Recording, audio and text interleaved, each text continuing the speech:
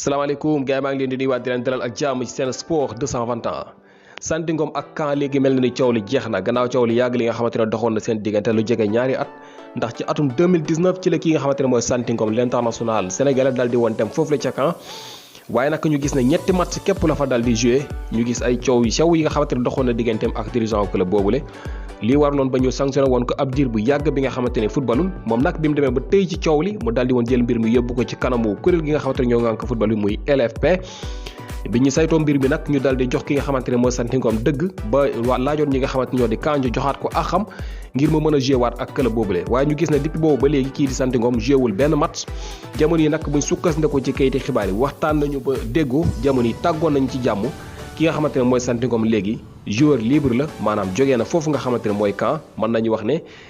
du yàgg dara dinañu ko gis mu mën a am sañ-sañ ñu dem signé ak beneen club moom ki nga xamante ne mooy Santy Ngom l'international sénégalais nga xamante ne ñu bëri ñu ngi ko doon laaj ndax ab diir bu yàgg bi nga xamante ne gisuñu ko mu joué convoqué wuñ ko équipe nationale bu Sénégal ndax manqué temps de jeu foofu la ca Caen jamono yi coow loolu jeex na kon Santy Ngom jamono yi libre na am na sañ-sañu léegi dem signé ak beneen club bu fekkente ne am na offre yi nga xamante ne daal dina koy doy ci transfert ba tey ki nga xamante ni mooy Pape Matar Sarr l'international sénégalais di évoluer foofu la ci FC Metz moom nag kayiti xibaar yi fesal nañu ne gannaaw jaloor yi nga xamante ne mu ngi koy amal ak club boobule am na ay club yi nga xamante ni ñu ngi ko teg bët moom ki nga xamante ne mooy Pape Matar Sarr bëgg nañu ko signé jëlee ko foofu ca Metz bokk na ci club yooyu la muy di Nice bi nga xamante ni jamono yi ba pare nañu ngir teg lu toll ci 12 millions d'euros ngir mën a signé ki nga xamante ne mooy Pape Matar Sarr ci fàttali Pape Matar Sarr defagul sax benn saison bu mat ak club boobu nga xamante ni mooy FC Metz ndax ci septembre bii ñu weesu rek ci la daal di dem foofule waaye nag ñu gis ne daanaka ay weer képp ci ginnaaw ci la def li nga xamante ne mooy début am ak club boobu nga xamante ne mooy Metz waaye nag ñu gis ne depuis boobu ba léegi moom Pape Matar Sarr toujours muy gën di wane boppam li waral na ba club yu bari jamono yi teg nañu ko bët bokk na ci Nice comme li ñu leen ko waxee Nice moom pare nañu teg lu toll ci 12 millions d'euros ngir mën a signé ki nga xamante ni mooy Pape Matar Sarr gannaaw Ligue des Champions demi-finale yi nga xamante ni joué woon nañu ko démb comme ni ngeen ko xamee ñu gis ne kat Real Madrid Manchester City wala boog Chelsea football club ak Paris Saint-Germain ñoo jàll ci li nga xamante ne mooy demi-finale yi comme ni ngeen ko xamee ñu war a jouer li nga xamante ne mooy demi-finale yooyu le 27 avril maanaam fii léegi ñaari semaine ci kanam ñu gis Real war a jouer contre Chelsea football club Paris Saint-Germain war a jouer contre Manchester City waaye nag ñu gis tey jii ñu war a jouer waat yeneen demi-finale yi nga xamante ne war na xew ci li nga xamante ne mooy Europa League war a dox diggante Arsenal ak ñii di Slavia Prague mu ki nga xamante ne mooy Abdallah Sima mooy benn sénégalais bi nga xamante ne jamono yi moom des na ci Europa League bi kon nag Ligue des Champions bi gannaaw bi ñu amee 3 sénégalais ci li nga xamante ne mooy demi-finale yi ndax ki nga xamante ni mooy Edouard Mendy ak ki nga xamante ne mooy Abdou Diallo ak Idrissa Gana Gueye mooy ñetti sénégalais yi nga xamante ni jamono yi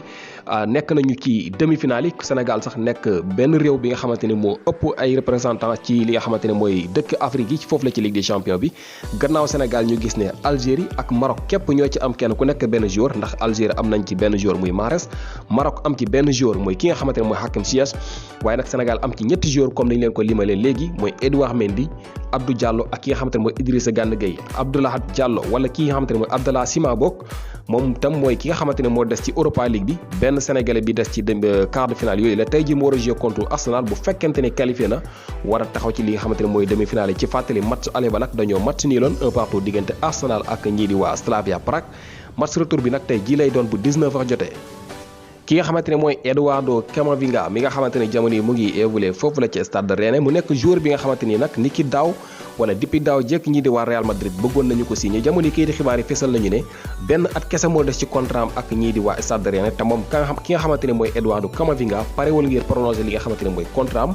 kon mel na ni ki nga xamante ni mooy Eduardo Camavinga amaan na ni ki ren ji ci soma bi maanaam transfert yi ñu dëkkmal dina génn foofu nga xamante ne mooy stade de Rennes gannaaw bi nga xamee ne kat bu dee yokkul contrat benn at képp moo ciy des Real Madrid bokk na ci club yi nga xamante ne bëggoon nañu ko signé waaye nag am na yeneen i club yi nga xamante ne jamono ñu ngi ci Europe bi ñoom itam tegoon nañu ko bët moom ki nga xamante ne mooy Camavinga waaye daal li wér mooy kii di xibaar yi fesal nañu ne